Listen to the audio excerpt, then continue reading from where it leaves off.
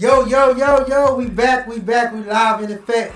101 TKO Radio, your boy Johnnie Cabbell in the building. My co-host Yoni Supreme. We are up and ready and in action. It is go time. Hope y'all had a wonderful weekend, man. Superstar, are you live in effect over there, baby? Yeah, I'm here. I'm here. What's up? You already know. I gotta know, how was your weekend? Man, hey, I actually took this weekend off, bro. I had went back home to North Carolina to see my mom. So, yeah, I was off for the weekend, bro. I had to take that time to get resituated, man, refocus. So I was back at home in North Carolina. Yeah, shout out to all the moms. Yeah. Happy Mother's Day to all the mothers. Moms. Yeah, you know, this that one day that we all get mushy and reflect and think about everything our mom have done for us and meant for us and everything. But let me ask y'all a question. Why we always wait for a holiday to acknowledge something that we should do every day? You know, I was gonna say, I think Mother's Day should be every day, or it is every day. Just like it is every day. When we celebrate, how we celebrate Christmas.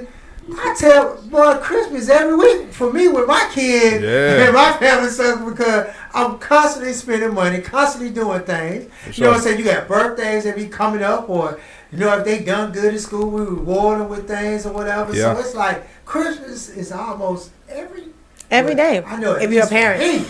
It's almost like every day. Nope. There is one. No, for me they get Christmas. That's all you get it from me. Christmas and your birthday. You're gonna get something on your birthday. Are you? I'm not sure. Are you a mother now? No.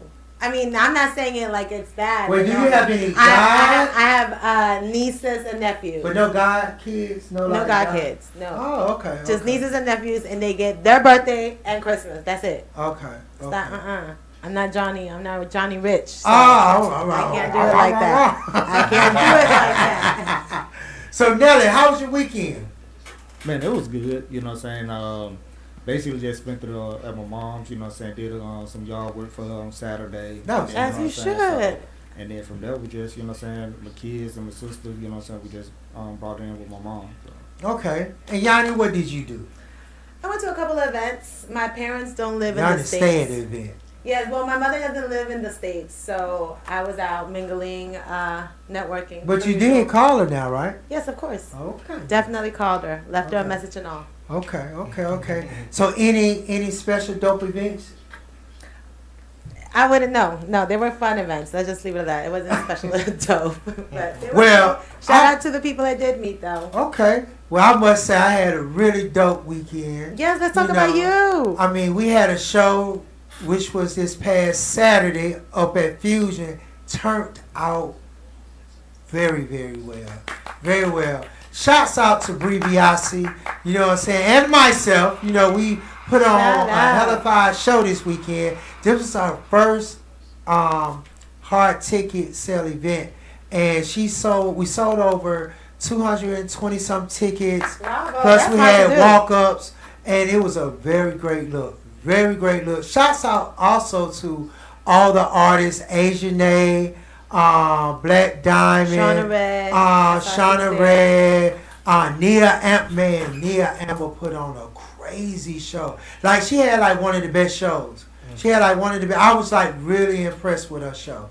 Also, shout out to, you know what I'm saying, Superstar, one of our contestants, you know what I'm saying, that's probably more the music. Live Karma Life, she cranked that thing up. Yes. You know what I'm saying? I met her. She started the show off and she had everybody, damn, she go ahead. Yeah, so everybody was up on that. Shout out to Karma. So shout out to Karma Life. She did her thing. Hold on. I do got to say, she would be upset if I didn't say it on air. I met Karma a few weeks back. You know Karma? Yeah, she performed at an event that my artist Define was hosting. Okay. And I told her, I was like, she's like, please tell Johnny. I said, listen, she had the whole crowd singing her song. Okay. That song was lit. Very proud participation. She put it all on the floor. That young lady, she gave her all. So yes, I will have to say, shout out to Karma Live. Karma. Yes. You do your thing, shorty. And she's like, let Johnny know, I said, next time I see Johnny, I'll definitely let him know. Live Karma Life, if you out there paying attention, or if you listening or whatever, Yes, give Live us a Karma call. Live. We want to talk to you. Matter of fact, we need to try to get her phone. Maybe Yoni could send her a text, tell her call in or whatever. Real quick. But a quick story about Live Karma Life. She really surprised us during the competition because I was not expecting her to like really step her performance game up the way she did. And when we had our show, we had a concert, and shout out to the girls who what I did was I had a show, like I guess you could say like it was like a live concert / showcase, but we had the girls they was paying, we had them sell tickets. So the tickets they were selling, we was trying to see like who will all come out and support. And we gave the money that the girls all gathered from the ticket sale, we were going to split the money with the girls. So we got the pot up to like over $3,000. It was like some good money. I'm talking about we're getting up there so much, like, hey, this pot grow any more now. I'm going to have to get in their content. Or y'all have to pay a percentage. But now we all split the money with the girls, and we really had a really dope turnout. Like it was over a couple of hundred people that was at the event. I'm talking about it was a lot of people that was at the event. And Karma was one of the girls, because she, in my mind, I was like, nah, she's probably going to be one of the ones I eliminate tonight. And she wound up being one of the best performances of the night. She put on the show. So I'm like, Karma, you really stepped your game up. The way that I thought the show was going to go tonight was Totally 180. Yeah. Totally out. Yeah. Like, Superstar, I want to hear your input on the show, because shout out to DJ Superstar. He's one of the judges on the show and everything. Like, what was your input on the show, the performances, and just the whole outlook on how everything turned out? Give me your perspective. So, honestly, I knew the girls had, the talent in them. You know what I'm saying? But I don't know. When last week rolled around, bro, like the energy was just through the roof with everybody. Like they really came with it. The outfits, the wardrobes were there. Yeah. They had posters and signs. Yes. Like the place was packed out, Johnny. Like you would have thought you was at Phillips Arena or the Mercedes Benz. Exactly. Especially when we had them lighted up. Yeah. Man. That was a beautiful sight to see. Yeah. So, shouts out to Lats Network. That's the network that we're currently working with and that I'm on. My partner Moolah. Shouts out to Moolah. What's and up, everything. Moolah? So, we doing it big now. It's time to go to the house. So it's time to get down to the nitty gritty. Maybe you guys can get Karma Like Karma in here. Yeah, I am so excited to see like where this challenge is about to go, because it's about to get real. Like it's about to really get real. But other than that, wait, Johnny, for those that haven't been following, give them a little recap that don't know what the show is, because we do have a lot of new people tapping in that this is their first time coming into the show, watching us either on live or through the app. So as far as on our show or the show? On your show, on More Than Music. More Than Music. So More Than Music is a competition show. I think we started out with it started out with 100 girls, then we went down to 50. Yeah. Then we took 50, went down to 20 down to 15. Now we're down to the last 10. Yeah. We're down to the last 10. So the 10 is the girls that actually are in the house. The winner from the competition will get a spot in Rolling Loud. Ooh. They also will be able to go out on tour for the More Than Music tour, and we're giving away a new car. They're giving away a new car, guys. Yeah, we're giving away a car. Wait, what kind of car are you giving away? Can't tell you that. That's too much information. That's too much information. Just that we're giving away a car. Yeah. And it'll be a 2018 and up. Okay. As long as it ain't no hoopty. Nah, ain't no hoopty now. We bigger than that. We the biggest. So we doing big things over here. So yeah, that's pretty much what the show is about. And we have different challenges that the girls will be going through and dealing with and everything. So so I'm really excited about that. Shout out to all the judges on the show. Yeah, shout out to Lady Loud, Frost, Who else on there? My boy Troy. Yeah, Troy. Yeah, Troy. You know what I'm saying? He'll be in here today with, you know what I'm saying, his Five Venoms. Five Venom, DJ Five Venom. He manages Five Venom. Can't wait to talk to Venom because, you know, this is the official DJ for Rolling Loud. So any of y'all that's been trying to see how you could be a part of Rolling Loud or what it takes to get on Rolling Loud or any question, he'll be able to answer that. So y'all need to call in today at 678-439-7419. We'll have all that info for you. And just to be able to tap in because not only is he the official DJ, but he has other things that he do as far as dealing with mixtape, different projects, all of that. So real excited to be talking with DJ Five Venom today. And I know you probably got some question about you being a DJ. Yeah, I was just about to say DJ that. be having, you know what I'm saying? Y'all be having them thing on. Yeah, you know, I got a few questions for him from the DJ perspective. So yeah, most definitely. So right now, we about to get ready to take a commercial break. Before we go into our commercial break, I need y'all to tap in, download the app 101 TKO Radio. We need y'all to subscribe to our YouTube page, subscribe to our Facebook. We just need y'all support. Call in. You know what I'm saying? And make sure y'all call in. We ain't gonna bite you. You know what I'm saying? We real friendly up here. So, you know. 678-439-7419. There you go. There you go. Y'all call in. And when we come back, we're going to get into our... Now, do you get the IG News ready for this week? Yes. She my got God. Johnny. I know a lot of hearts were broken over the weekend, and we're going to talk about that. It's a lot going on. It's a lot going on. It's a lot going on. So we're going to get into all that. We'll be back. It's too much going on. It's a lot going on out here. So, will you...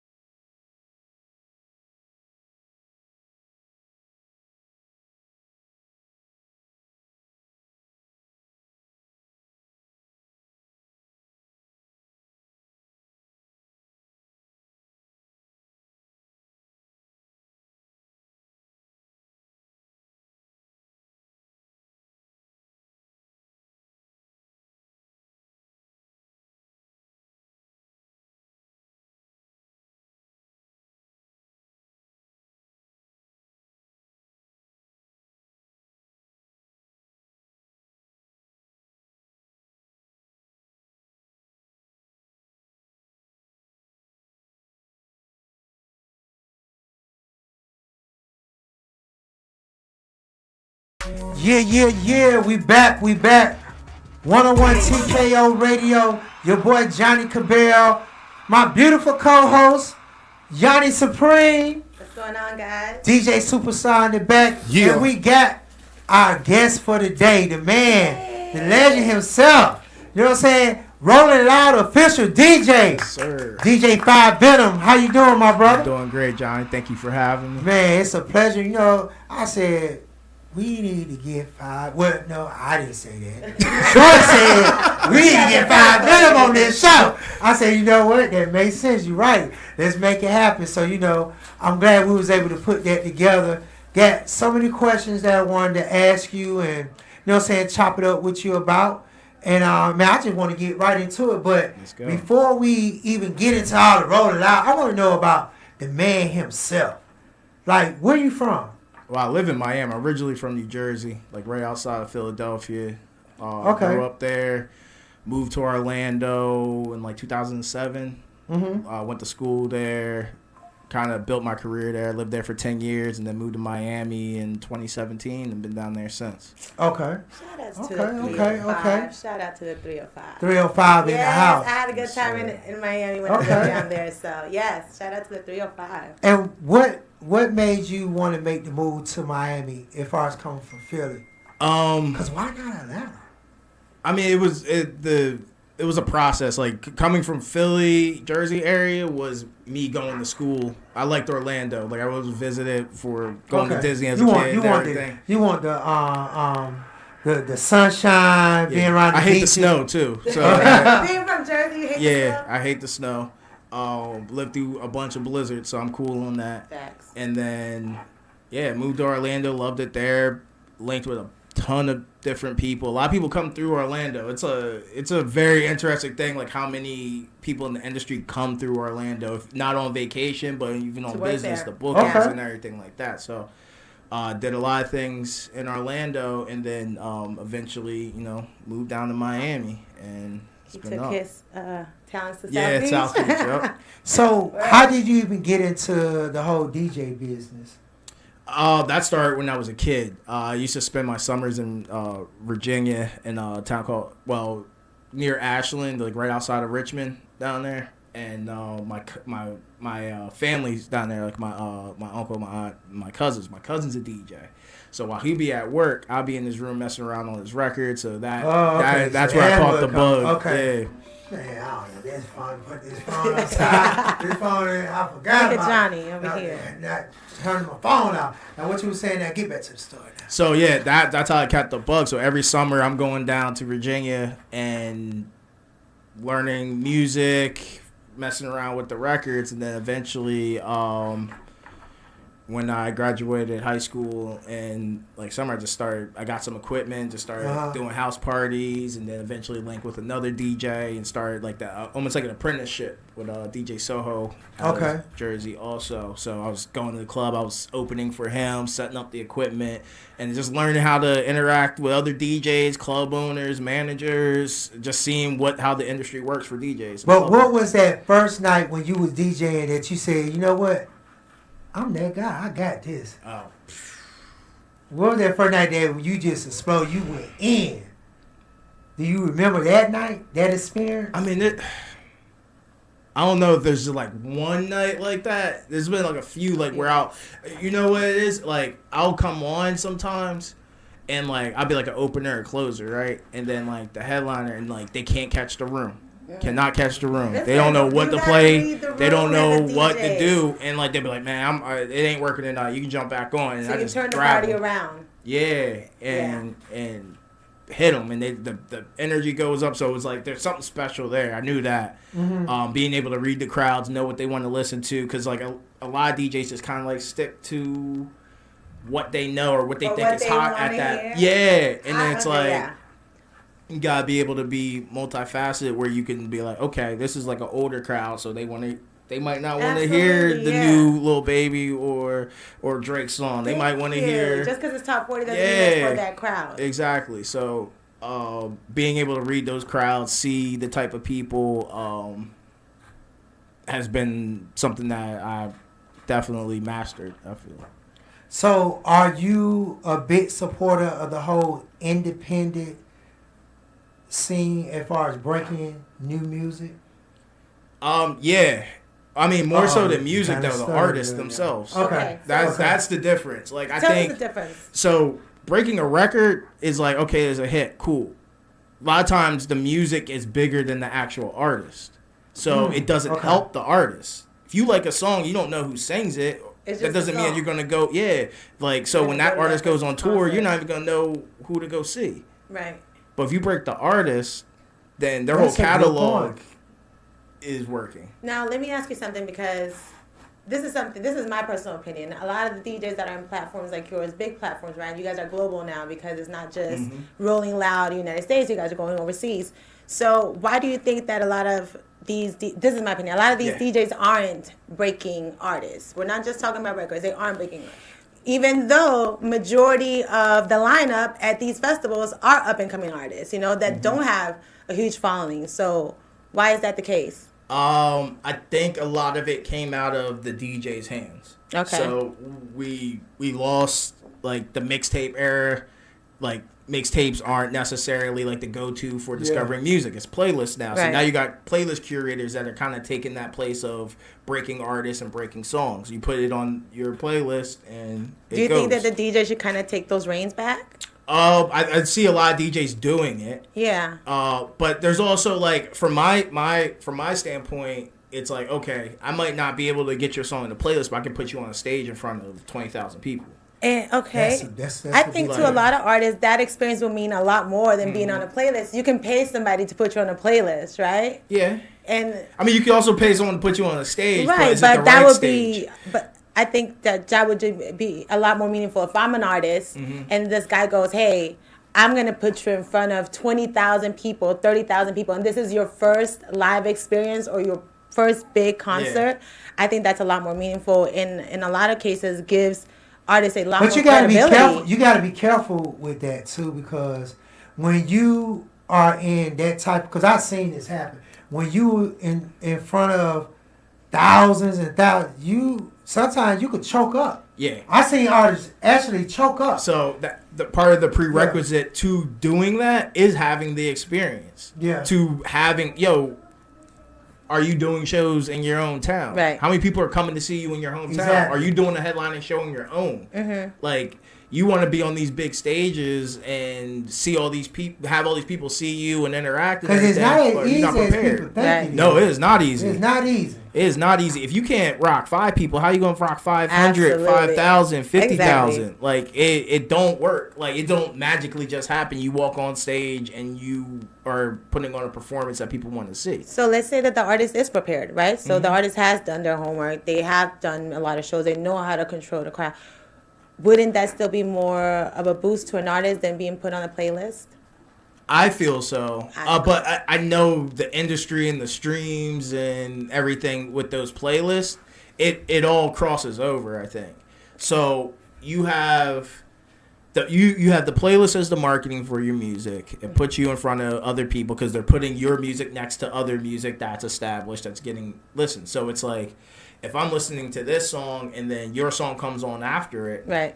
repeatedly, if I'm listening to that same play, you're going to Then become a that's what fan it of is, that yeah. song. And now it's time to put you in front of the people. So now you go get an agent and you go on tour and they're going to book you in rooms that might have like 200 people to 400 people and you go do that. Yeah. Probably not make too much money, but enough. And then the next, It's about building your yeah, fan but base. you build and Yeah. build and build.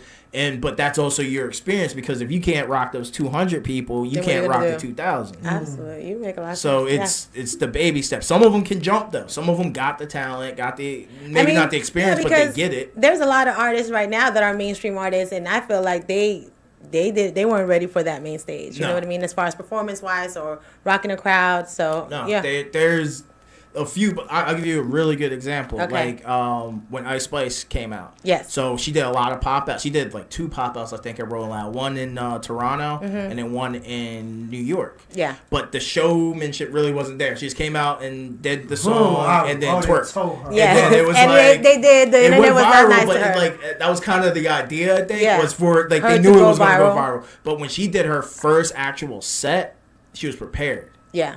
She put the show on. Yeah. That you could tell she rehearsed. You could tell that the showmanship was there, and ever since then it's been there. Yeah, So because it was also, I think, like a little bit of a awakening call for her. Like, hey, all right, so now she's seeing it from our standpoint, and she was like, all right, I got to get my ish together. So my next show, that's not the type of conversation. Yeah. Instead of, damn, she sucked, it was like, oh, she was lit, Shorty was popping. Yeah, she put it she did that LA show with us, and it was up from there. Yeah, full set. Yeah. What's been, shout out to Ice Spice. Shout out to the Bronx. What's been, from the time that you've been, as far as working with Rolling Out, what's been like just a crazy experience that you have, been through as far as being a DJ that you witness? Because I know every year it seems like it's something crazy or that happens that I noticed from Rolling Out. Oh, man. I mean, there's been a couple of... So one of my positions being at the festival, being the DJ for the festival, is like to cover. Right. So it's like if someone misses a flight, someone then it's on you. Late, yeah, they call me to cover the stage. So I remember this was Miami, 2019 maybe, and I'm about to leave 'cause I gotta go actually DJ the club. So like I think it was like 2 more artists left on the main stage. So normally at that point it's time to leave. Not time to leave, but like my job's kind of over for the night. Like there's not too much stuff that can go wrong or happen. I'm literally walking to my car so I can leave to get out before traffic. And Tark, one of the owners of the festival, hits me. He's like, "Yo, where you at? I need you at the main stage right now." Save the day. So it was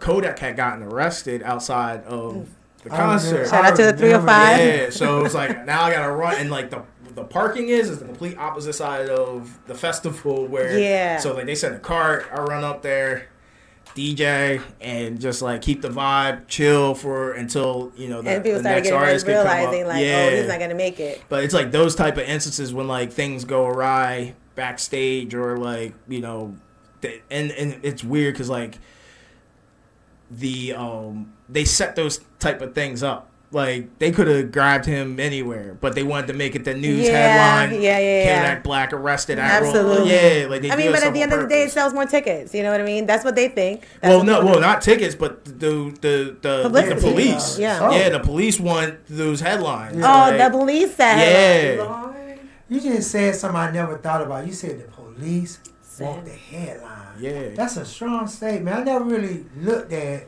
it like that. Like think about it. Like if they know that you're going to be, if they know that you're going to be at this place at a certain time, and there's going to be tons of media there and all that, and then it's like it's not just like they picked you up at your crib. You're missing your set. So like there's thousands of fans that are there to see you, and they're going to be like, "Where is he at? He's in jail." Like what happened?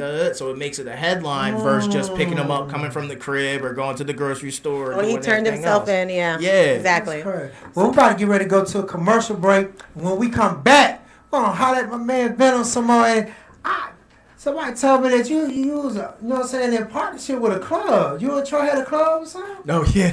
We're gonna get into that. I want to know how that came about and everything. But I need y'all to download the app. Right now, 101 TKO Radio. Call in. What's the number, Yoni?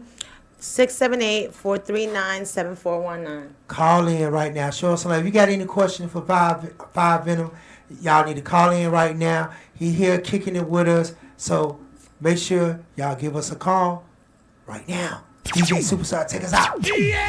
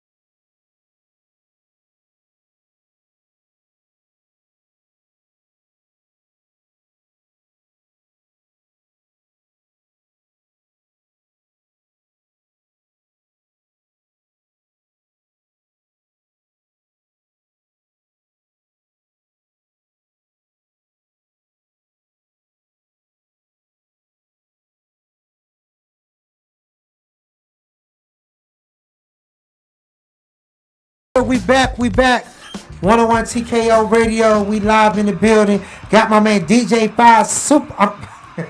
You about to name them both? I'm about to mix two DJs in. See, Superstar, you up there cutting up so much you got me missing your name in.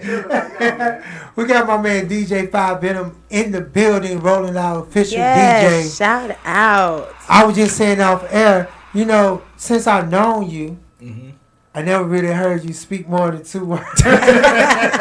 So this is like, you know what I'm saying? This is crazy right now because I get to really have a conversation with you and everything. But it's cool learning and just hearing you talk about the different experiences, you know what I'm saying, and you being a DJ and all that. But I want to know about this club because I didn't know you and Troy had a club. Man. Yeah, well, I don't know, lost track of what year that was. Had to be like 2015, 2014, 15. Where was the club? Yeah, we had a club called Pink on Church Street in Orlando. Now, how did you meet Troy? I met Troy through another homie, DJ Malachi. So Troy had a studio in Orlando. Okay. That he had half of Orlando working out of. And I happened to be one of those people. So that's how I met Troy. And Troy was also a party promoter too. So me being a DJ was like, hey, what's up with the booking? And so we, I think a classic weekend was the first one. And then, and then we just built our relationship from there. And what made you decide to bring him in as far as, you know what I'm saying, working with you as far as from a management point of view? I mean, we just been friends. We worked together. We worked well together before that. So I knew how he worked. I knew I could trust him. I knew... Yeah, that's important.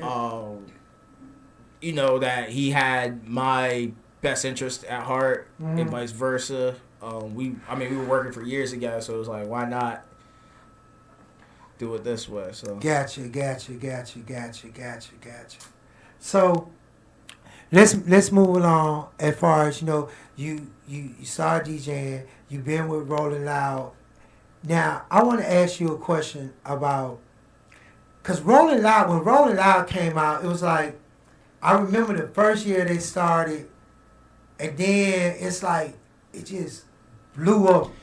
Yeah. Out of just nowhere. Like, what, like, it's kind of break that down to me as far from your point of view on how it was able to grow so fast. It was a perfect storm. 2015 was the first Rolling Loud. It was officially like just Miami, right? Yeah, only Miami. We did the first 2 years were just Miami. We did, I think, 6,500 in a warehouse in Wynwood in Miami. Our headliner was Schoolboy Q, but also on that show was Travis Scott, A$AP Ferg, Action Bronson, Juicy J.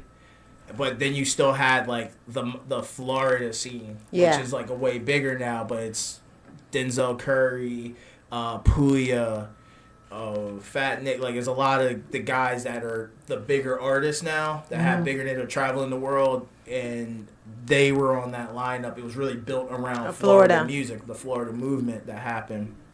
And then the next year, we did 14,000 at another location. It was two stages. And 2 days. So we went from 1 day to 2 days. And that year we had Young Thug headlined, and then Future headlined. 2016, the 2016. That's the year, because he brought Kanye out, right? No. Oh, okay. So this is way before that. Okay. So, but the perfect storm part was that he just dropped Dirty Sprite 2. Yeah. And he was the biggest rapper on the that planet. moment. Yeah. So it was like that perfect storm. We booked him, and it just worked and blew us up. And then the next year was our flagship year, I like to think. That was the year we did 40,000 in a park in downtown Orlando. We had 2 stages, but headliners were Future again, A$AP Rocky, Kendrick Lamar, Travis Scott, Lil Wayne. XXXTentacion was on that one. It was a lot of the Florida guys, Denzel Curry, Rob Banks, Lil Pump, and Smoke Perp, Playboy Cardi. Would you happen to say, like, as far as from an independent point of view, like in the first couple of years, mainly just like Florida artists? that y'all would allow on different sets? No, I think on Because the I lower, know on when the I lower first- tier, Yeah, yeah. because when I was looking at just the lineup that would be on there, I'm like, who? Like, I didn't even know who Yeah. half of these artists were. But that was Who are part these of people? the magic too, was being able to kind of like be like the A&Rs of it. Like, these are the guys that are putting in the work. You might not know them, but we're putting them on our lineup. But we do. Yeah, like and remember a lot. And of I'm it's glad like you're saying that. Keep going, because it's like that SoundCloud era too. Okay. Yeah. So it's like we're building out, and it would be really crazy. Like, we'll book an artist who'll be unknown one year, and next year They he's blow up. He's touring everywhere, big music, and Gotcha. you see the position on the lineup where they're at, what part of the day and stage they're I performing think at. that Rolling Loud was one of the first festivals to really put underground urban artists on because, like, what's the other, like, Bonnaroo, they do that with more of, white artists, rock, right? yeah. So, and like rock artists. So to see Rolling Loud really, even though it was a lot of Florida artists or SoundCloud artists, but there weren't other festivals, big festivals that weren't doing that. They were not doing it. You guys were the first, I would say. And but like even that part, we're in Florida, so it's like we're doing these shows in Miami. But when we ended up spreading out, we're going to the Bay, we're going to And LA, you're bringing on we're those going to New independent York. artists there too. We're booking more. Yeah. We try to book more in that community. So my question to you, as Rolling Loud start to grow and y'all become more aware of, to the public, the consumer of what Rolling Loud is about, and you have artists that are not necessarily mainstream, but they have deals with labels and everything, and they're big, like coming from the Atlanta scene. Why do it be so much politics on them being able to be a part, or being able to have a chance to experience the Rolling Loud, concept as far as being a get? Because I'm just as a person, because I've been waiting on this day, because I'm like, me and him finna go at it. Because, Right. you know what I'm saying, I used to go at this with Troy. Been blessed to have managed a lot of top artists that's been, top tier in their career and stuff. And I have fought, and wonder, like, why can't my artists, be a part? Or why can't I get paid? Or I struggle with a lot of politics. Yes. As far as some of that, and I'm just wondering, like, why is Everything? It's like everything in the industry. There's politics, Everywhere. right? There's benefits to having the relationships. There's only so much room on the lineups too. Fact. At that, a lot of times, I'll get people that hit me and they're like, "Yo, I'm bigger than so and so that's on that lineup. Why am I not on the lineup?" Or why they not paying? Because a lot of my artists, they did go and have been a part, but I couldn't get no money. I wanted to get my money, and I had to take a major cut. The pay, that's not up to me. Y'all know that's not true. And then it's also like the market too. So you might be big in your market, but it might not be Miami or New York or LA. And if you don't have the ticket sales to back it up in that market, that plays a big part. So that's a part of what they look at is like, okay, you came to Orlando, if it's like, say it's like the Miami show, you came to Florida and you sold 500 tickets here, you did 500 tickets here, you toured here, boom, boom, boom. Okay, you're worth X, Y, and Z. All right. If you haven't been to the market, it's kind of like you got to show and prove, and then you circle back. All right, so if an artist is trying to get in Rolling Loud New York, right? Because now you guys are everywhere. It's not just Miami. We got LA. We got New York. I'm going to ask you. Out there, we're definitely out the country. Yeah. Yes, I started that earlier and said you guys are global. So if somebody wanted to come to New York and say, hey, I know you guys are coming. I wanna be an opening, or I want to get even the smallest stages. What would be the requirement for that artist outside of just playing in their state? Yeah, it's not as simple as just like there's no Definitely magic. not simple. Yeah, it's no magic like Fill out answer this A, to B, it. C, Yeah, D. it's Right. not Okay. because every artist gets on the lineup for different reasons. Obviously, there's the ones that draw and sell tickets. Right, because we've seen some videos too where there is, an artist that's mainstream and they're on the stage and it's like 7 guys, But that comes into what I was saying. Like, they know the song, they might not know the artist, or we've run 3 to 4 stages at a show. So if you're going up against another artist that's bigger than you, that people want to see more, you got to compete with that. Now you guys keep adding stages, and it's great. Trust me, it's great. But as a consumer, right? I went last year, and let's say my second favorite is at 3 p.m. here, and then my third favorite is right at the same time across a football field. Why are we putting so many stages out there instead of just like letting us have longer shows of a couple of artists? Or a part of it has to do with just capacity, safety. Okay. Right? Like you have that many people in such a space. Yeah. And you can't have everybody at one stage. Right. It's just like, something happens. We've seen terrible things happen in the past. It's not safe. So the idea is to let's spread it out. You got to make a choice. He said pick a side. You gotta make a choice. You want to see this artist, you want to see that artist. It sucks. Maybe this show you see them, the next show you go see the other one. I'll catch you on YouTube. Huh? And but that's an option too, because a lot of times it streams. And I'm just gonna ask you: is Rolling Out streaming? Do y'all stream y'all shows now? Yes, okay. Yeah, most of the shows get streamed either on our Twitch or YouTube, and so you can see. If you're at home or you're in Atlanta and you don't make it to Miami, you watch it online, which is dope. And then a lot of times on YouTube also, they take the clips of the sets and put them on YouTube. And if you have a really good friend like me, I will hold my phone on live for my bestie to watch her favorite. Yes. Has it been an artist that has made, like you were saying, 1 year an artist may come perform and then the next year they're bigger, but has it been an experience where you've seen an artist go from 0 to 100, within that year span, that have performed once and then the next year it's like totally like they like one of the biggest artists now? X. I mean, and I wouldn't even say X was like small. Because he had a big following. Yeah, he had, all right, so that second year, we had 3 stages, technically. We had the main stage, we had a second stage on the inside, then we had this 10th stage that was really for, like, the grassroots, Miami, Florida, just the guys that are on the come-up, like, in the area. Yeah. It's a small stage. It had a DJ set up and a mic and a stage and a tent. The tent probably only fit like 200 people under the tent.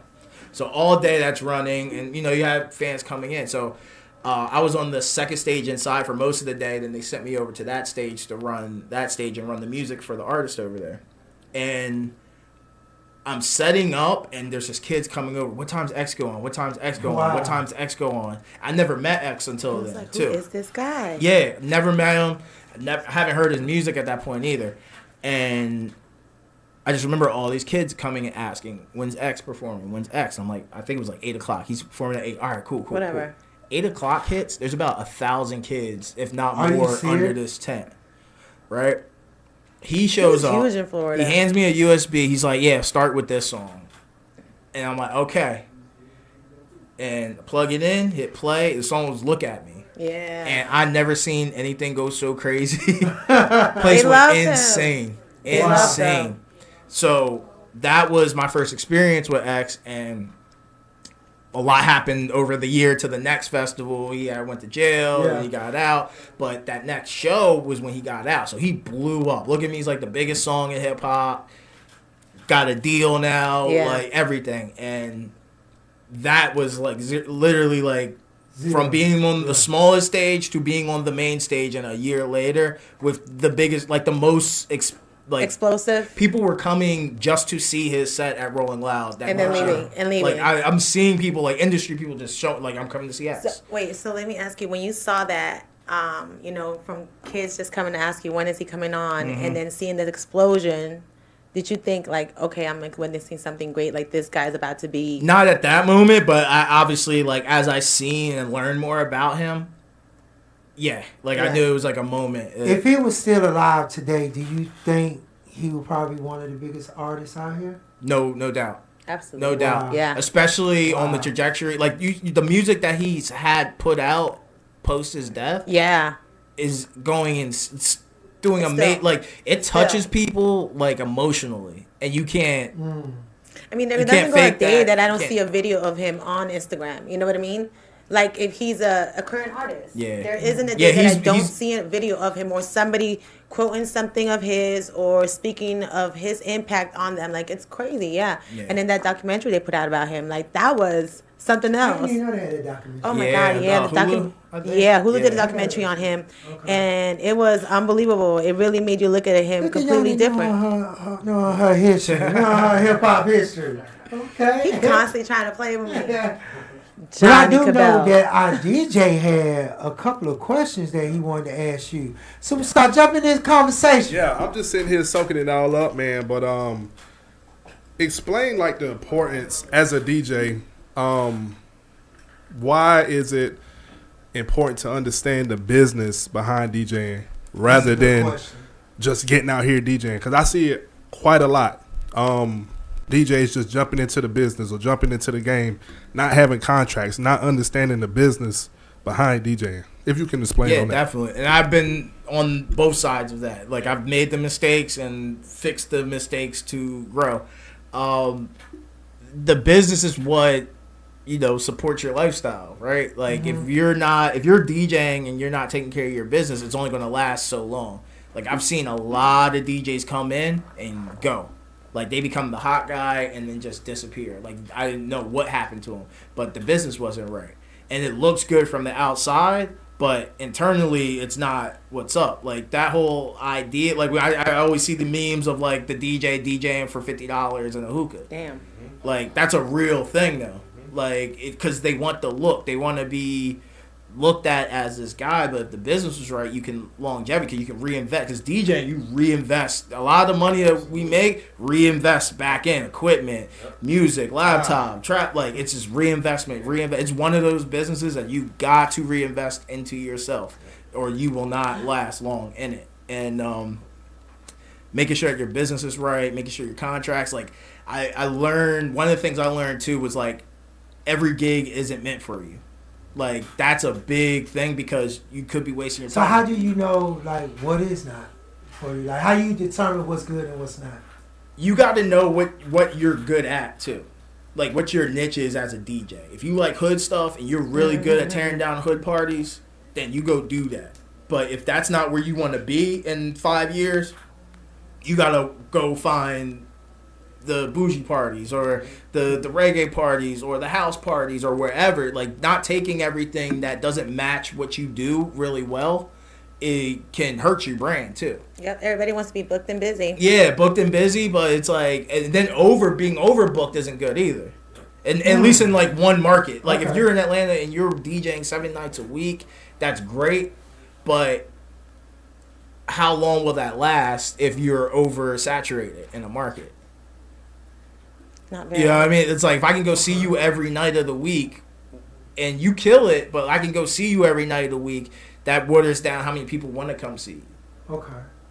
And so you like spray it out. But it's not to say you shouldn't do 7 nights a week, but being oversaturated can definitely hurt. I've seen it hurt people. Like where it's just like, okay, they literally went from having all the gigs to none of the gigs because they got tired of you.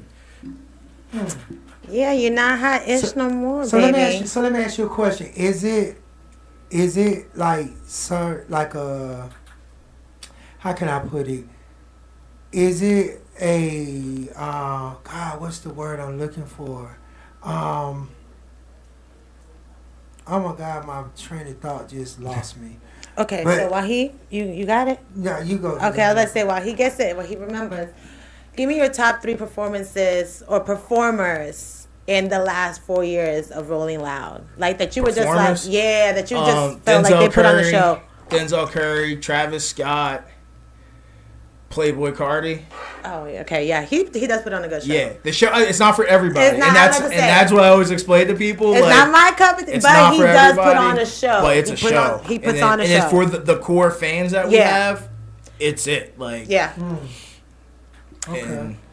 Have Uzi been a part of? Uzi. Yeah. Uzi's had some of the most magical moments at our festivals. Like him jumping off of front of house is like an epic picture. He's just sideways in the air and all the fans catch him. That's been a moment. Post Malone breaking the guitar on stage in the rain. I forgot what year that was, but yeah, rain's coming down. You just see it, and he just breaks the guitar. But you know what? So Hot 97, their festival's been around a lot longer than Rolling Loud. Summer Jam, right? Summer Jam. Shout outs to Summer Jam. But let me tell you guys are just a lot more eclectic. Like, you guys are like the hot young kid. You know what I mean?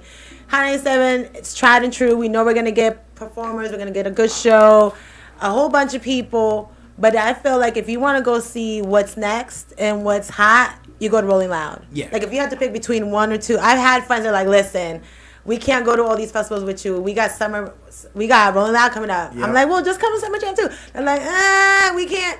And I've really seen people pick and choose between summer vacations and Rolling Loud. Like, what is the mission for Rolling Loud? Like, what is, at the end of the day, what is y'all objective? What are y'all trying to reach? I think it's just providing our fans with a quality hip hop show. Like, it's really that simple. It's really been. I'll give you actually like the idea behind the whole thing in the first place. Tarek and Matt saw a void of the music that they were listening to coming to Florida.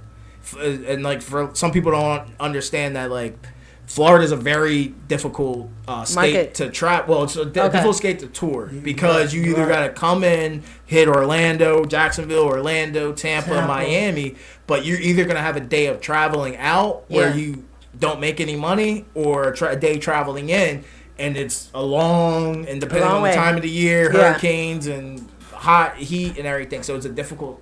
So a lot of times you either see them go to Atlanta, New Orleans, or New Orleans, Atlanta, Texas. Yeah, they skip over Florida. But they, Matt and Tarek, made it where they start booking the music that they like. Currency, Playboy Cardi. I'm glad you said it, because you could see that as far as in the way the bookings were going with the lineups. I seen that.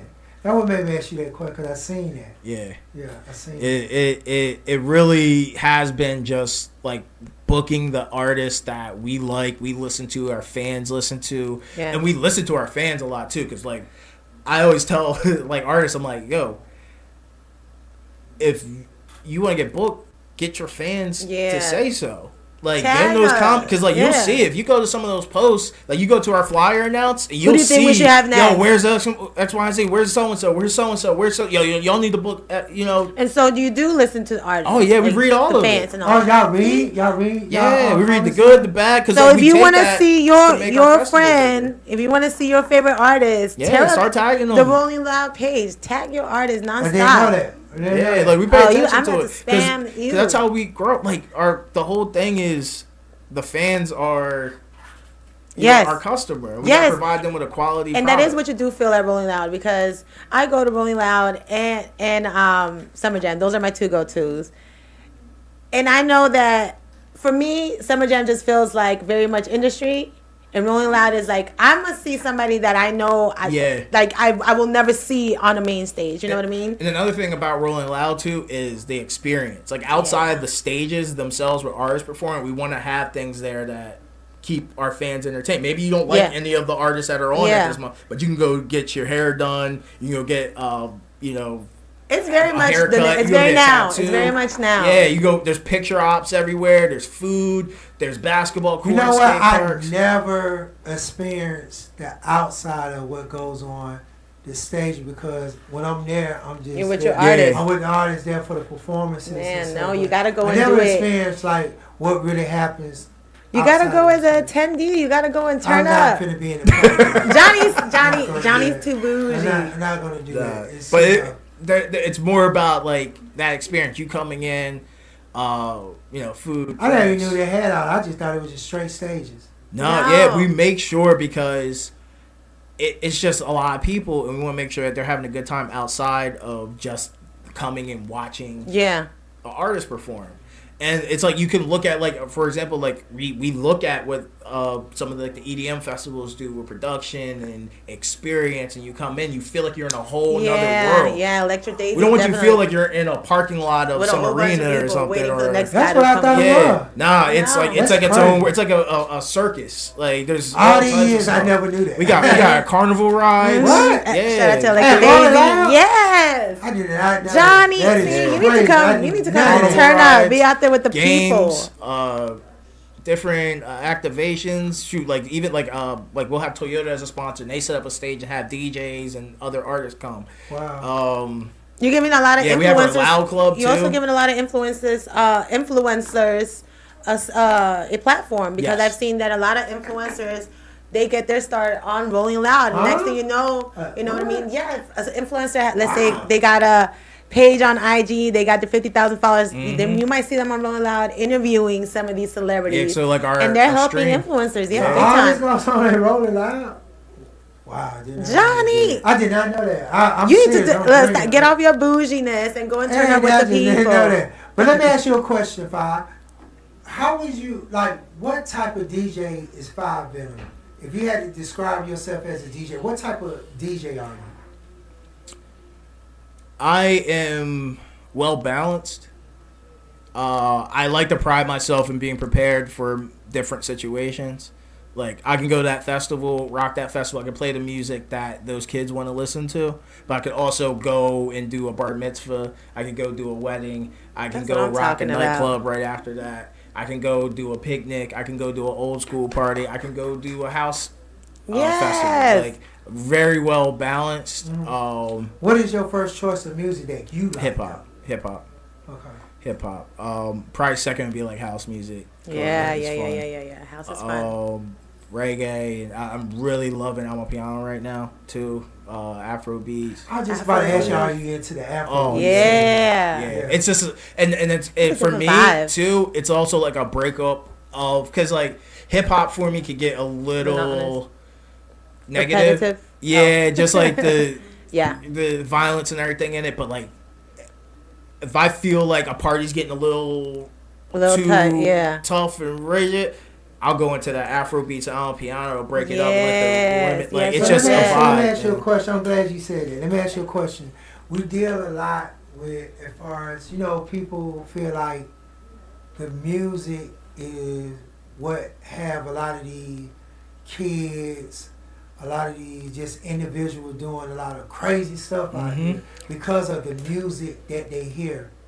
As a DJ, do you ever consider the lyrics that's being portrayed out here and do that? You know what I'm saying? Like, make you think like, should I really play this?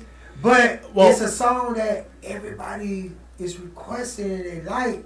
But you know it's wrong. Yeah. You know it's wrong. You know it's, how do you determine? I play the music that people want to hear first. That's the DJ's job. Like, it's, you play what the people want to hear. People came to listen to. Regardless of what it's doing. But I do play responsibly. And reading the room and watching the people and seeing how they're interacting with each other. So if I see like a table that's a little too drunk and the guys over there getting a little aggressive, I might want to not go into some of the heavier stuff. Yeah. I might want to back it up a little bit and let it dance, play a little bit more of the R&B and everything. So there's ways to navigate it, and I do believe, obviously, we live in America and there's freedom of speech, and artists can say whatever they want to say and do whatever they want to do. And I think all of it has its own place, too, because every genre of music has that. Okay. It's not just hip-hop. So being that you play all genres, all styles of music, I'm sure you do a lot of corporate events as well. Mm-hmm. Have you ever played an event where the crowd they were a lot more stiffer than you expected them to be? Yes. And it was hard for you to break them out of that, and it made your job hard as a DJ, because you're like, I know how to vibe. Like, I know I got this. Shoot, even nightclubs, that's happened. Like, where, I had a residency. I used to be the resident DJ at Live, so I was doing like Wednesdays, Friday nights there. And there would be nights where it's just like, and then Live is such a tourist club too, so like it's just people coming in, different people every week. How do you get those type of gigs though? a lot of it's just having the leverage being the Rolling Loud DJ. Yeah. I'm not gonna lie. It's just like when I Sure. moved to Miami. Miami's a very hard market for DJs to break in because there's a lot of amazing DJs that been there for 10 plus years. There's a club every corner that been building their careers up and they're superstar DJs. So for you to come into that market, you really gotta be the par. Like, and then you gotta be prepared too. So it's like the artist. Like you just can't jump onto a stage with 50,000 people and rock it if you haven't done 5 or 50 10. Or So it's like that same mentality. I went through a lot. Jordan will tell you, I went through a lot living in Orlando and growing up and like coming up and figuring out where I fit in. So you definitely touched a few strip club stages being in Miami. Yeah. Do you think it's a lot harder to play a strip club? I know a lot of DJs, they're like, yo, I hate DJing at a strip club. Counts on what strip club? Okay. So like I DJ at 11. That's technically a strip club, but it not doesn't anymore. feel It like used to be a strip club. When it was Gold Rush, it was a full Gold Rush. So I rocked club. Gold Rush too. Right. I love Gold Rush, but like that's like the same thing. But like G5 or King of Diamonds, like it's a little bit. It's a different aesthetic because I could still do my thing. Yeah. At 11 or a Gold Rush, but like those clubs, it's more about the girls. Yes. And making sure like that. Well, 11 is different now. You know, when it used to be a Gold Rush, it was about the girls. And now it's like a club meets. It's a club. Girls. Girls are there, but you can't tell who's the stripper and who's the club goer because it's Miami. You know what I mean? Well, we're about to get ready to go into another break. You know what I'm saying? About to let my man DJ Superstar crank it up. About to go into a commercial. Then, we're going to let Superstar come crank it on up. But Nelly, take us out.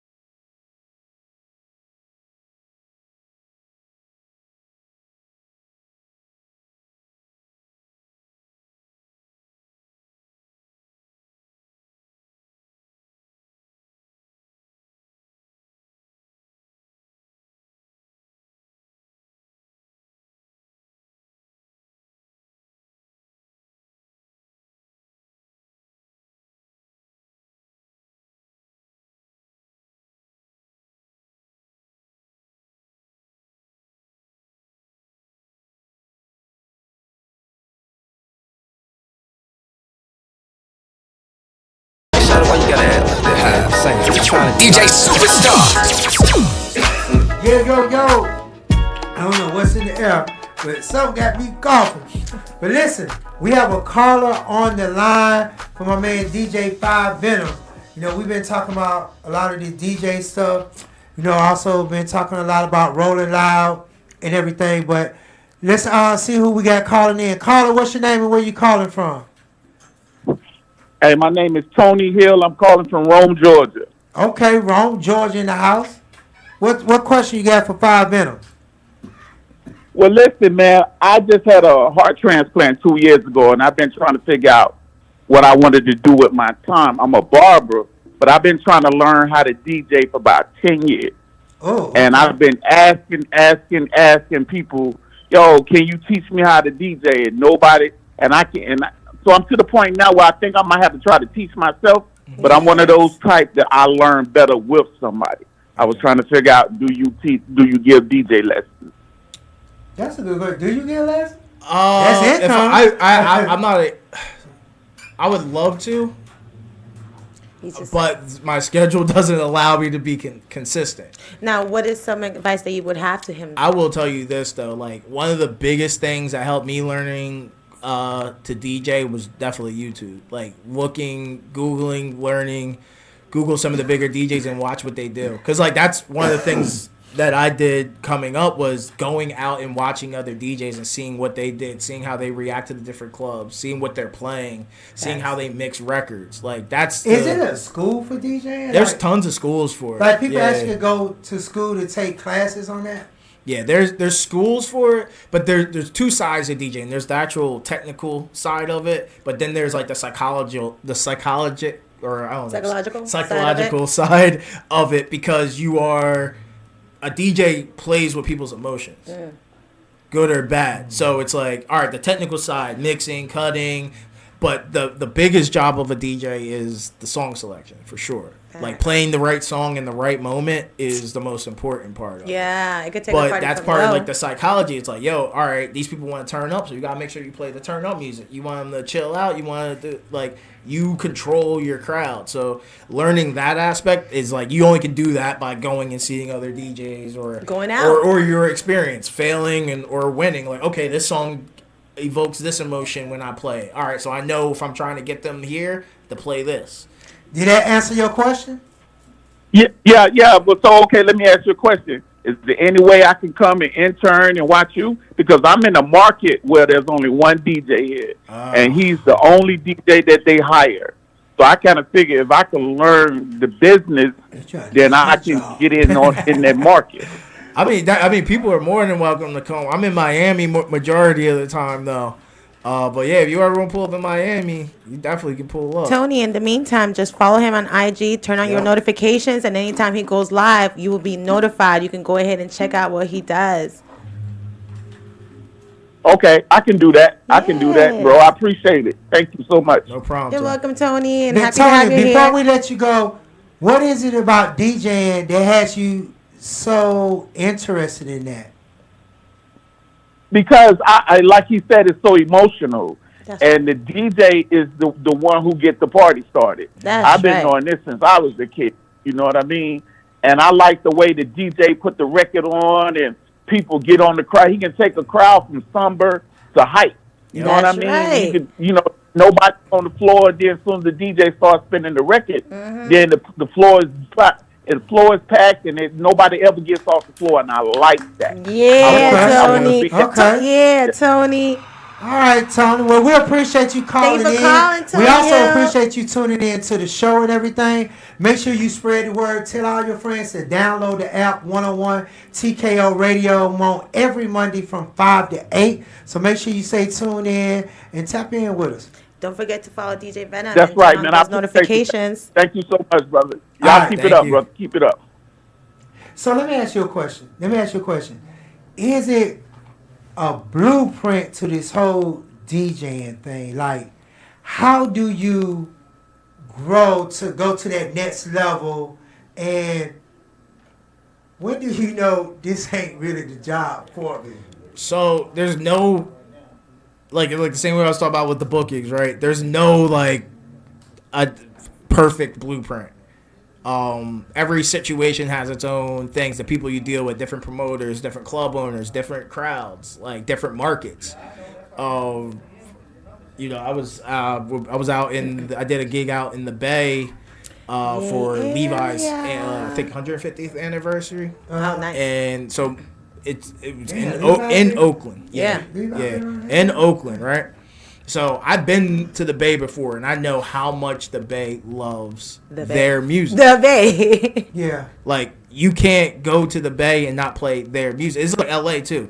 A lot of DJs make a big mistake when they go to LA by not tapping in and finding out what people are listening to in those markets. So I had my homie Beta Weeda with me at the show, and he pulls up. We go back to the dressing room. First thing I'm like, bro, what are they listening to right now in the Bay? Or what is like the classic bangers that like Dre, don't miss? So he running down everything to me. I'm downloading. Mac Dre, the Federation, bro, all that. Yeah. I tell you, I just ran through that playlist, and that place was so crazy. Like, everything he told me hit. Like, the place went erupt, and I'm closing. Kehlani was the headliner, so the show's done. Yes. And they just put me on to close out to help with like the close. No one left. Right. Because the music, like, they were just jamming, and then it's such a party in the Bay too. Oh yeah. So I got a question for you. Mm-hmm. How big? Shout out to the Bay. How big is the Atlanta scene, as far as in other markets when you like in the Bay Area or in the West Coast area, as far as LA or whatever? How big is the Atlanta scene as far as in those markets? It's huge. Like, it's Atlanta to me. It doesn't feel like Atlanta outside of Atlanta because it is like it's the culture. Like, Future is hip hop, right? Right. Thug is hip hop, right? T.I. is hip hop, Jeezy is hip hop. Yeah, they're not Atlanta. So it's like they lost that kind of Atlanta music to me. Lost like. It's Atlanta music, obviously, because they're from Atlanta. But that sound is for everybody is now. so big. Yeah, it's for like I can play Future anywhere in the world.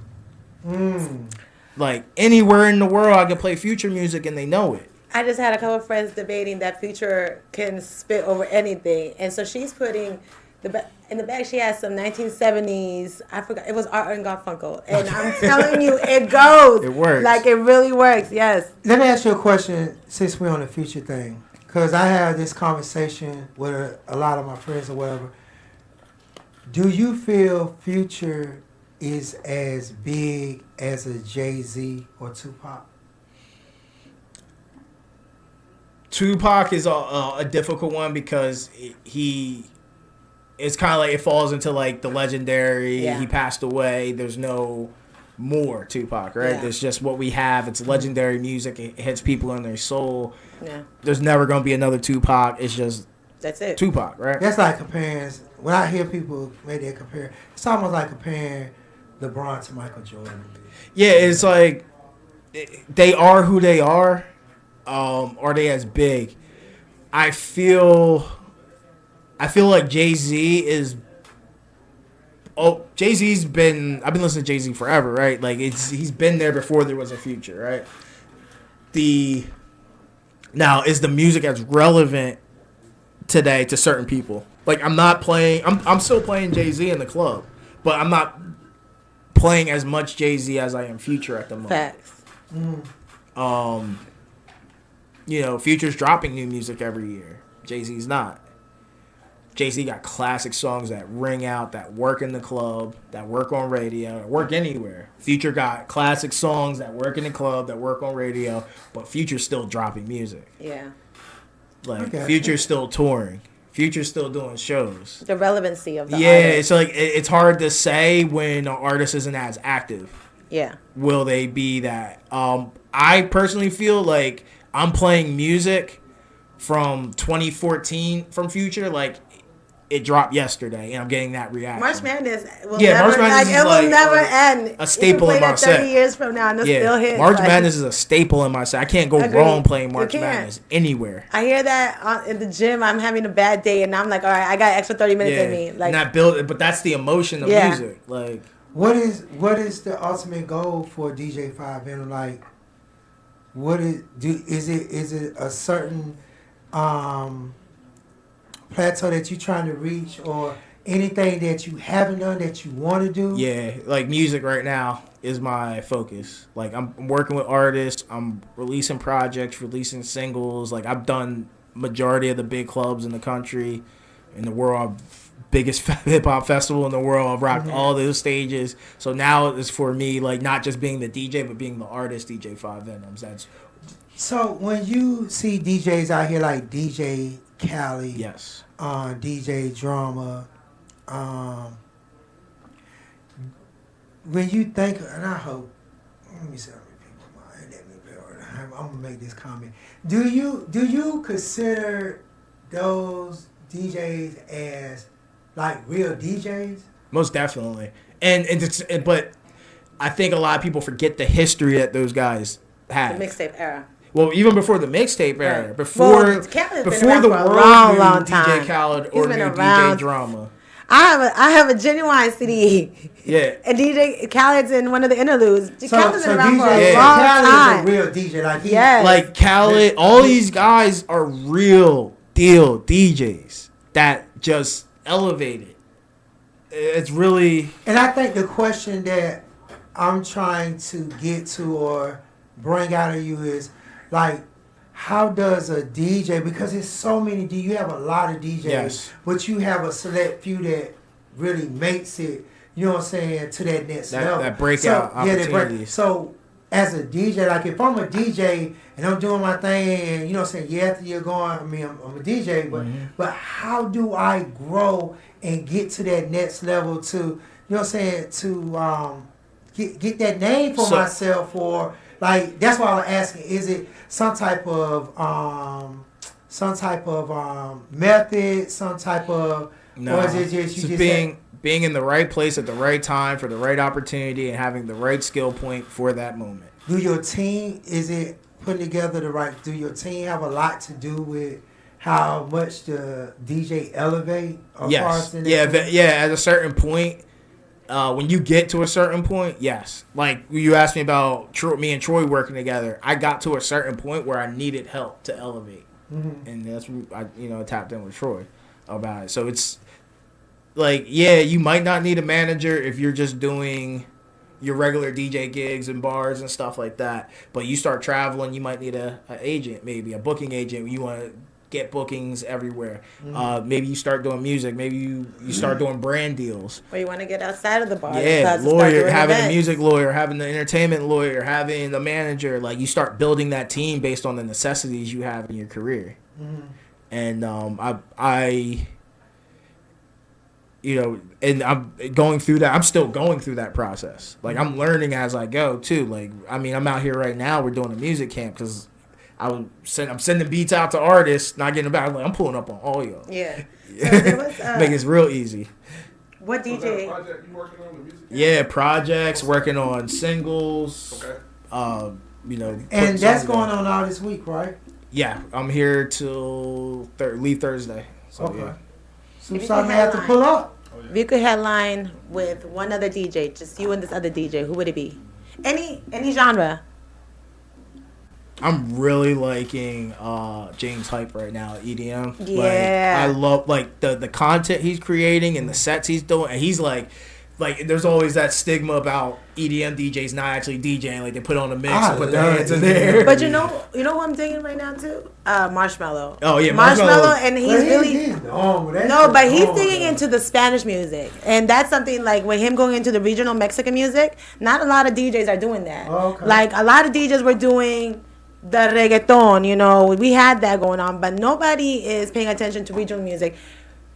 Your festival is one of the few that has regional Mexican artists, performing. Yes, and yeah. I mean, Peso Pluma, he's one of the biggest guys in music, and a lot of these art festivals are missing out on these huge crowds.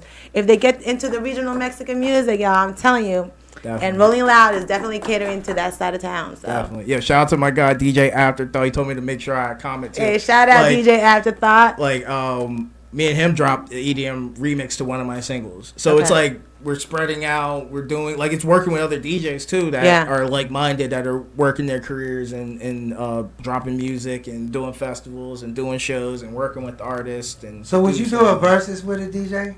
Yes, that would be fire. Yeah. You'll do a versus? Yeah. With a DJ? Dueling DJs. That would be. So are you into like because I know some places they have like, you know what I'm saying, the battles between the DJs. Yeah. Are you a battle DJ or are you more? I've never done a battle, but when I first started DJing, that was like one of my skill sets, is like learning how to scratch, learning how to mix. Oh yeah, that's important. A lot of DJs don't even do that anymore. Yeah, it's like that was always been a part. That's like the fun part to me. Like I just sit in my room. When I think about DJing, I feel like you have to have a certain ear because you have to be able to make this. Like one thing that I pay attention to how the DJ transition a song into their next song or whatever. Because I'm like, if I want to DJ, like, how do I know what song gonna go? You know what I'm saying? Right with this song or whatever. That's practice though. It's really practice. It's really the more you DJ, the better you get. It really just comes down to like anything, like doing that 10,000 hours. You know, after 10,000 hours, that is like too much work. So I salute to. It is a lot of work. It's not a lot of work. I think anybody that DJ and that really DJ, like I give props out to DJ Superstar a lot because I listen to the way that this man, like I love listening to him DJ because it's like I know that I'm going to stay at a certain high. Then it's like he just take you there, then he take you there. Then when he really get into it, it's like, man, I remember sometimes when we be in here, I'm like, man, this nigga got me tight. And I'm like, man, but every DJ don't give you that feeling. But that's the special ones. Those are the ones that have long careers. Those are the ones that understand the business. It's you know, DJ Superstar gets it. Like, he understands, like, you're in the room right now. It's only a few of us in this room, but he can play music and mix music to make us all feel a certain way. So imagine when he's doing that in front of 500 people, 1,000 people, 2,000 people, 5,000 people.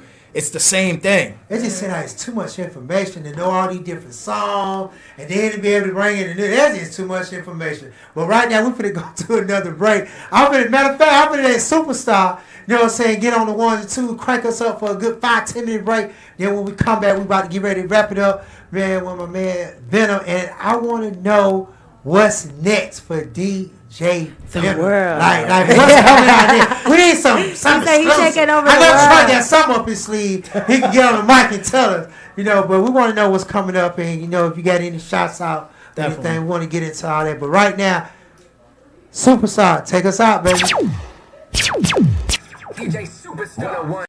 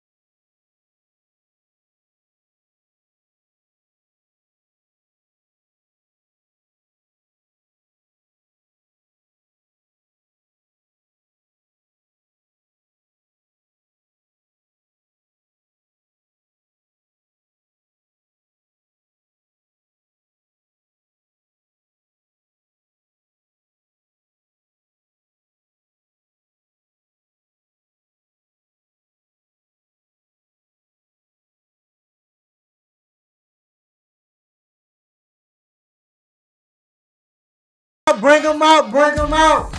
Get in front of Johnny, you know what I'm saying? Co-host Johnny Supreme, DJ Superstar. Got my man DJ 5 Benham that been chilling, hanging out. Man, I really appreciate you hanging out with us this evening. Yes. You know what I'm saying? I'm going to be honest, I've really been learning a lot more about the whole DJ thing. There's some things you've been saying that I didn't know about, and some interesting things that you've been expressing and, you know what I'm saying, giving us, you know what I'm saying, details on. And I've been like, oh, okay. Dope. Okay. This has been a very mad interesting, gems. you know what I'm saying, interview and everything. But I gotta ask you, what's your 5 top things you like about being a DJ? I like to watch people have a good time. So what I'm doing is helping people have a good time. I love music, so being able to support music.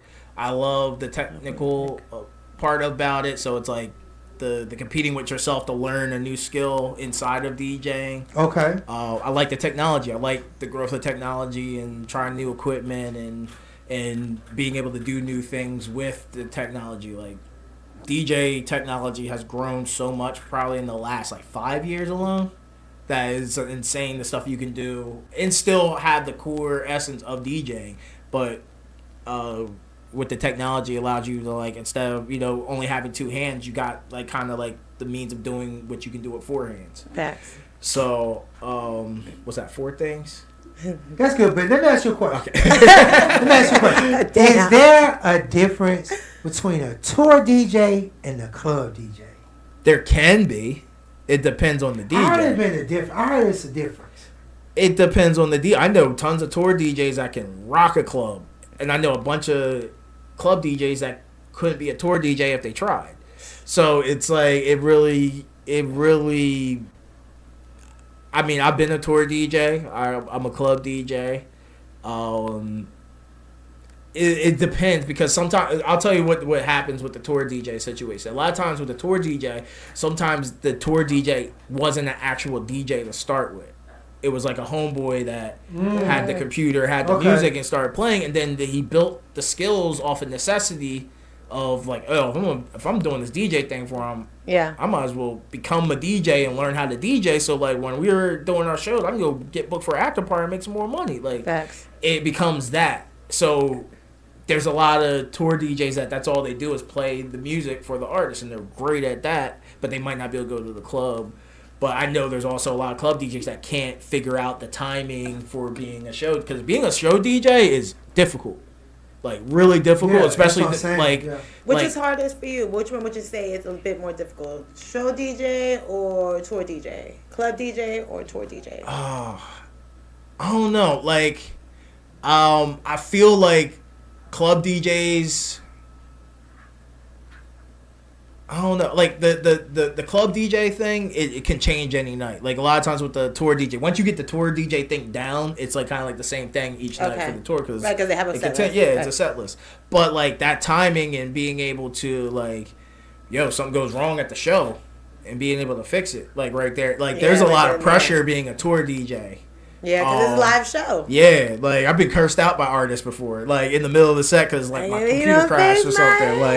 Yeah, because I also feel too, it's a bit, because I know when I'm looking for DJ the first thing I ask a DJ when I'm trying to find a DJ for one of my artists, do you talk on the mic? Okay. Do you know how, do you do any crowd participation as far as with the audience? Because I feel if you don't talk to the people and you don't like being on the mic, then it's boring to me. It's boring. But I know a lot of DJs that just won't talk on the mic, but they back there doing their thing, but they don't talk on the mic. I don't think that's DJing to me. There's some DJs that won't shut up. I'm a DJ. So I'll tell you this. I came from in Philly, there wasn't a lot of DJs that talked on the mic. You had the MC. Even in Orlando, you had an MC. So when I moved to Miami, that was kind of a thing. They're yo, you gotta talk on the mic. Yeah. So I had to learn. I'm still not the greatest at it, but like I'm better at it because I had to do it, and it's like that like I had to talk on the mic. I had to find my voice on the mic in the club to be able to do the shout outs, because there's a lot of bottle runs. You gotta do a shout out for every bottle run. You gotta shout out the promoter. You gotta shout out the whatever guest is. Wait, it's your birthday, turn up. Like you gotta be able to do that stuff in certain markets. Some markets you can get away because they'll have an MC that'll talk and do everything for you. So it's definitely a big skill. A lot of my, the homies I came up under are like, you can't touch them on that mic. It's crazy. Like they get busy on the mic, and they get busy with their hands too with DJ. So it's like having those skills. If you got both mastered, So do you feel like the DJ get the respect that they're supposed to get out here, or do you feel like the DJ is underrated? Depending on what it is and who it is. It really comes into play. I feel like the DJ at the moment right now isn't getting the acknowledgement that they should be getting for what they do for helping with artists and breaking songs and keeping clubs alive and being a part. Like part of the whole show, basically. Yeah, you can't have a club, you can't have a dope club, quote unquote. Like my club's the best club in the city without having the dope DJ. It don't work. You can have a trash DJ and your party's going to be trash. No matter what you do in the room, the greatest lights and fog and bottles and everything. Yeah. You can have the biggest celebrities in that room, but that DJ's trash. No one's having a good time. I agree completely. So let me ask you a question: is DJ 5 like? We're gonna get a little personal. Okay. Are you married or single? I'm married. How long you been married? That's right. Happily married. Shout out to the wife. Yeah. You like the married life? Yeah, I do.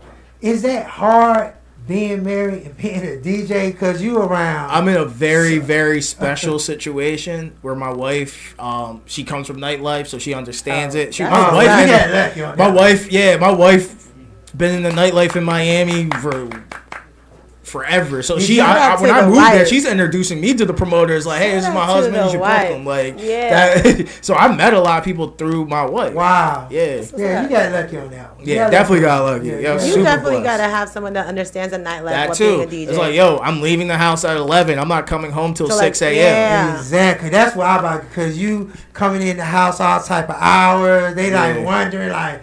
And not only that, like, but it's a trust thing. You gotta have the trust. Every girl wants a picture with the DJ. It's a thing. But I told my wife every day, I'd be like, this girl came in the booth. She started rubbing all over here. But you gotta have that understanding and a secure partner to begin with, because every girl's gonna. Let's say you're at Live, right? You're DJing at Live. Every girl wants a picture with the DJ. I'll tell you a funny story. So I'm in Portugal last year. So I'm hanging out with one of the artists, a female artist. So we're like taking a picture and everything. Her homegirls that are working there are texting her, telling, Five's never stop being messy, lady. But she knew it was like she knew what's up. And like, but it was just funny. But had it not been, had she not been secure, that would have been a whole bunch of drama right there. Yeah, but it wasn't like, it was funny. I was like laughing at me and her joking about it. I was like, it was like. There's artists and everything. Like, my boy Stevie J, he DJs Live a lot. Stevie was there. And his thing is always like, I can't keep a girl because girls are always around me. He gets so much. Yeah, he gets too many girls. He gets all the girls. Shout out to Stevie J, that's man. my guy. Yeah, he's part of Rolling Out too. Even though to live. Yeah. So let me ask you a question. Like, have it been a time to where, well, let me just say, what's been the most craziest thing that has happened to you being in that DJ booth? Or the craziest thing? Yeah, it may have happened. Drama. Oh man. I mean, like outside of like liquor sport on the equipment.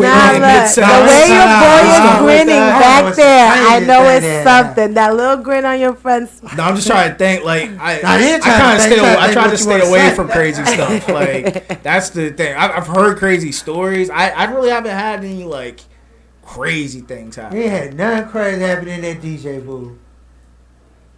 Not really, man. Not not noteworthy. Yeah, like that. Okay. I'm a very like tame person. Like I come in, do my job, and I'm like out. Like, but also Miami is crazy all the time, so it's difficult for something to be like off the Richter. Like it's like it all in Miami. Yeah, It's like being in Vegas. I mean, like, I remember walking in one night. I'm DJing at Live. I'll tell you about a cool thing that happened. Yes, tell us a cool So, I think it was on spring break one year, and I'm at Live, and, like, one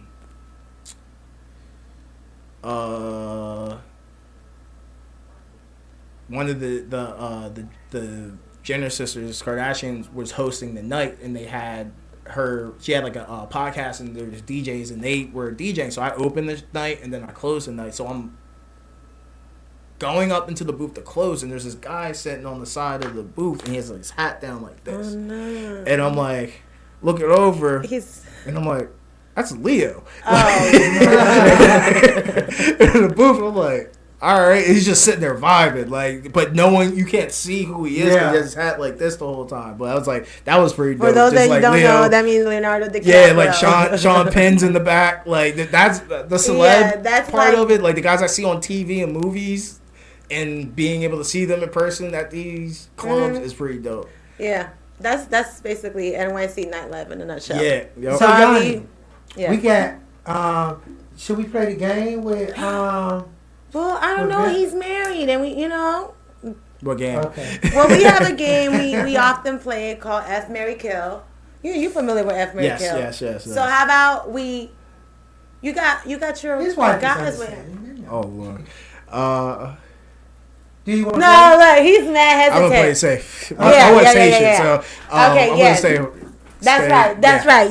You did the right thing. play safe? Bravo to him. Bravo to him. I'm gonna I'd have pulled, All right. I'd have put your head over here Right. to take your spot. Yeah, we're gonna have Mr. Troy Gunn on our show. We're gonna bring him on the show. And we'll ask him those salacious. Yeah, you can ask him all those We'll ask him all the questions. All the questions we'll come down there with. Well, yeah, Troy. What's the craziest thing that happened in the DJ booth with you? Let's try.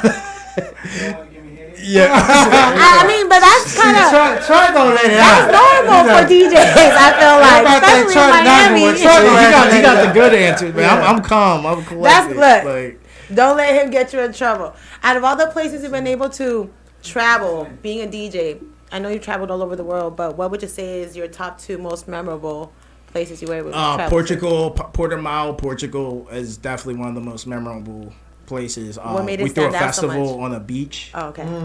Yeah. Like Ibiza type vibes? Yeah, like like Future. Yeah. Right? Performing at a Rolling Loud. Yeah, on the beach. The fans are in the sand. The waves are crashing over here. And you guys had the stage on the water? The stage is on the beach. Yeah, so like the water is here, the fans are here, and the stage is here. And it's just like the breeze coming off the water, the salt, like a vibe. Unforgettable type-ish. And then Miami, the Rolling Louds in Miami. Like, I'll tell you that 2017 Miami was just legendary. Like, the lineup. What was the headliner? Who was the headliner for those 2? Future, A$AP Rocky, Kendrick Lamar were like the main stage headliners, but you have Lil Wayne, Travis Scott. I mean, everybody that we look at right now as like the big, the guy that was it. like Post Malone, XXX, Anything? Can you give us any little tidbits that we might not need to know, but you're gonna share with us regarding Rolling Loud? Any surprises? Anybody coming? Surprises. They won't be a surprise anymore, right? But that's called an exclusive. We got Miami's in December. Thailand's fire. Oh man, Thailand's fire. That's another one. Hey, I want Thailand. I do that. Thailand. Where's it gonna be? Where in Thailand? Phuket? So we do it in Pattaya. It's like an Pattaya. hour from Bangkok, and it's like a beach city. Like it's that. Yeah, Thailand. We went last year during I forget. I don't want to. I'm gonna pronounce it wrong. Sangre is like a holiday. It's like their water holiday. So like. It's funny because like none of us knew that we were going to during that holiday. Yeah, during the holiday, but the holiday is like the entire country's in a water fight. Oh. Yeah. Like water balloons. Like water balloons, yeah, water guns, buckets of water. That's fire. It's fire when you know about it. But you a street dude from Atlanta walking down the street, and then some random person throws water bucket on you. Fighting. Yes. Already. People are driving by, like doing drive-bys with water guns. and you don't have so high or what's going on. You're getting left and right. But once you realize what's going on, and you started to get in, but it was super hot, so no one really cared. But it was just like you didn't know what was going on until you realized it. And you're like, no, it's the holiday. It's like the whole city's under a water fight. And but that's amazing. You get to experience all these cultures and get to travel all because you're doing your passion. You're DJing. Yes, definitely. That was the goal. You're asking me like the end game is like really like just taking it as far as I can, enjoying it. Like, I'm really enjoying the ride. I love what I do. I love DJing. I love playing in front of people. I love helping people grow their music careers. And that's the goal. Have you signed any artists yourself?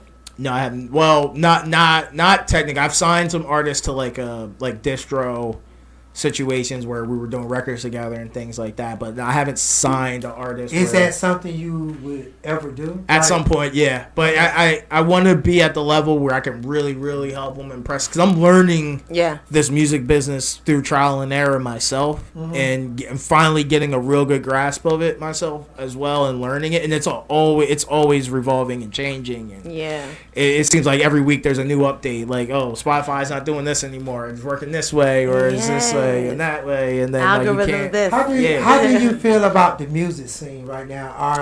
I feel like it's a little dry at least on the mainstream side. I feel like it's a little dry. Like being a club DJ, I'm playing a lot of older records than I am newer records. I'll say that. Good. Yeah. But I think that opens up a lot of room for unknown artists to come through with some hits for it, because I think it gives room for DJs to be able to play. So is that how you break the artists? Yeah, like Bree was in Miami, right? Yeah. Yes, shouts out to Bree. I forgot the name of the song. Which one? Is it Yeah. Yeah. Bro, DJ drops Yeah. Club goes crazy because it works. We had a movie. The song was the song's dope. Dope music is dope music, right? Yes, no matter, they didn't know who it was. Or they did know who it was at that point, but she's a new artist in the market. But she was the host of the party. My bad. But there might have been the first time them hearing that song. It was right. So like that showing that a song that's just good works. Yes. It'll work in a club. It'll work. So like that's always been my thing though too. Is like, if I really like a song, I'm gonna play it because it's a good song, and hopefully other people think it's a good song. Okay. Gotcha. So he said he's not gatekeeping you good music over here. No. Because I know a lot of people that do that. They're like, oh, this song is popping. I don't want nobody else to hear it. I want to be the only DJ to play that. It should be the opposite. But that doesn't help you, because now you're the only one playing it. It helps when everyone's playing it. Right, because how would they know that you're playing a popping song if nobody else knows it? So one of my last questions, is you a part of any DJ squad? I'm a part of a couple of DJ squads. So there's the Senate DJs out in New Jersey. That's like home team. That's where the guys I came up under. I learned how to DJ. I learned how to work these clubs. I learned how to mix and scratch and do all that. That's where I came up under.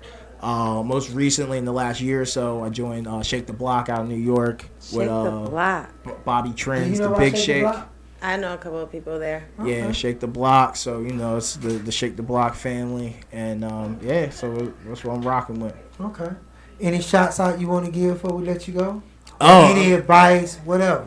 I mean, man, I'm blessed. I'm blessed to be here. My career is blessed. You're asking, how do you get to that next step? I've just been in the right places in the right time, but being prepared has been the most important part of that journey. Like, being prepared, being professional takes you so far too, outside of just having the skill and everything. You being professional, showing up on time and doing your job puts you over a lot of people just off the bat, because a lot of people they're not going to be professional. They think DJing is just being part of the party. Like, you're supposed to control the party. Yeah, so provide the vibe. I've seen a lot of DJs destroy their career trying to be part of the party versus control the party. So just like how they have in the industry where artists get blackballed sometimes, is that a thing in the DJ world too? That's a fact, yeah. Wow. Yeah. What would get a DJ blackballed? I was just asking, I didn't even know that. I wasn't expecting that. I mean, getting blackballed as a DJ is kind of like falling out with promoters. Okay. Or just having a reputation to be difficult to work with. Mm-hmm. Doing dumb things like playing, you know, you got an artist that's hosting and they're beefing with an artist and you play that artist's song. Oh, Like, yeah. like understanding those type of dynamics and making sure you're just professional too. Like, no one wants to work with someone that's showing up late. That's not doing their job. It gets drunk and messes up and destroys their equipment. No one wants to work with those DJs. They want to work with the people that show up on time, rock their clubs, get the people, you know, people in, building their buzz and everything, do their job. Like, that's, you know, there's fun parts to it, obviously, but like doing the job is the first part. Vibe responsibly, people. Yes. Man, I've been to a couple of clubs and the DJ felt like this is his night, or he's having a bad night and he wants to be on the mic all night, and now we're hearing your grievances. He's talking over the music, or he shouts out every single person that walks in there because all his boys are in the club that day. And it's like, yo, I came here to enjoy myself, have a good time, but now I'm listening to a podcast. Like, what are we doing here? Have anybody ever tried, you know what I'm saying, to blackball you in the industry?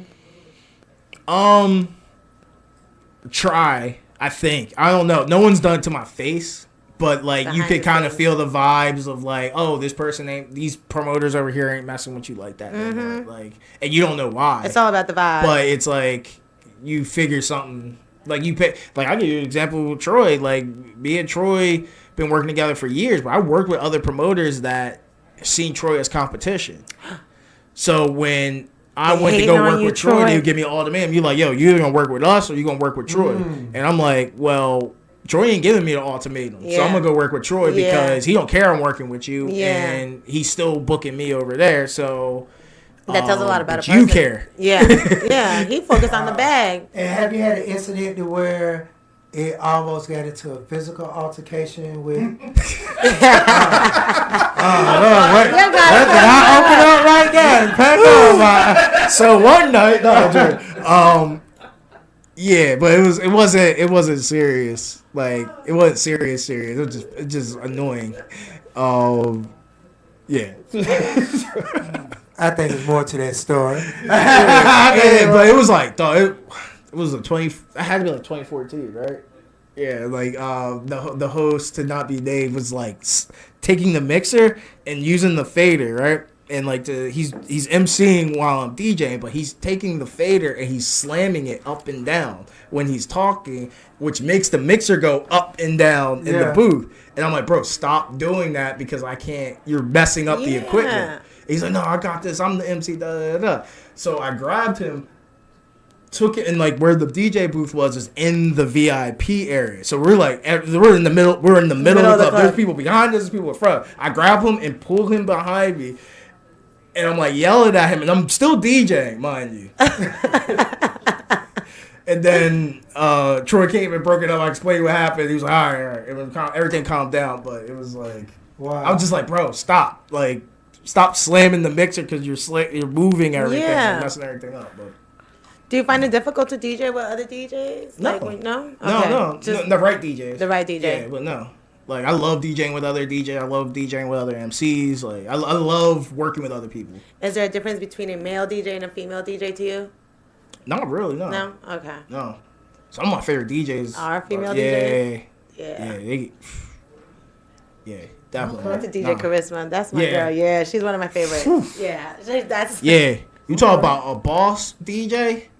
One that, like, she'll turn it up. Name rings out. What's like, go to LA, say Charisma. DJ Charisma. Yeah, you talking about one of the biggest DJs in the country? That girl. Yeah. Wow. Yeah, she's a truth. She's the truth. Wow. Yes. Truth. Okay. Yes. She put these guys to shame, bro. Yeah. Like, radio, club, you name it, host, whatever what you want to do. I put DJ records, Superstar. like Charisma fine now. Yeah. That Superstar says she fine. She gotta be up there. Yeah, she get busy, bro. Okay. Yeah, shout out to the ladies in the music industry. Yeah. Shouts out to all the ladies that's doing their thing. Well, like I said, it's been a pleasure. It's been an honor, man. I appreciate the time. I feel like I know you a lot better now. I understand DJ 5 Venom now and everything. So, man, I look forward to doing a lot of great. Like, we have some things coming up. Do. You know what I'm saying? Like I said, again, tell us about this camp that you're doing. Yeah. As far as I'm here, man. I bought a few producers with me. Rojas on the beat, PM, Mancino. So we're here. We working tonight, tomorrow, and Wednesday. Just working on records. You got some talent in Atlanta? Hit us up. We schedule you in. Got some of the top producers in the world with me.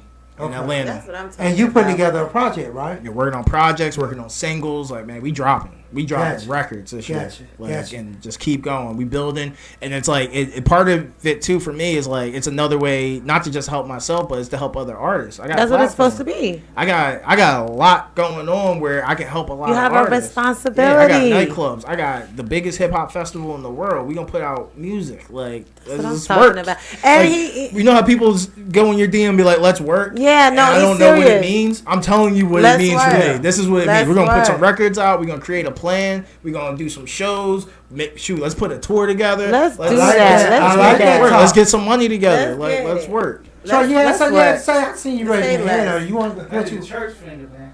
Yeah. Time to wrap up. We'll wrap it up. I was gonna say that you gotta. What he's doing is he's bridging the gap between the newer generation and the older generation. And that's what we're doing. Like, we got older artists that's from Atlanta that's coming through, and we just getting verses and hooks, and we're gonna put the records just together. Pick any of them. So it show the longevity, because Five does Rolling Loud. That's the newest generation of artists that's coming up. That's in the scene from the youngest to the newest. So he's bridging the gap in generation for all the artists right now. Gotcha. Yeah, I'm working with everybody, man. The young guys, the guys that been there, done it. Like, and if you got numbers and you working, let's go. It's the best time to do it. Gotcha. Because it's the best time to get on that platform. I mean, BB doing it. Yeah. Yes, she is. Yeah. We did a mixtape, bro. Shauna doing it. Yeah. Okay, Johnny. Yep. Yes, sir. Yes, sir. Well, shouts out to everybody. Shouts out to everybody that tuned in and everything. And we will be back next Monday with another great, dope show. And we appreciate y'all tuning in. But make sure you download the app, 101 TKO Radio. And we out. Thank you. Yes. Fire.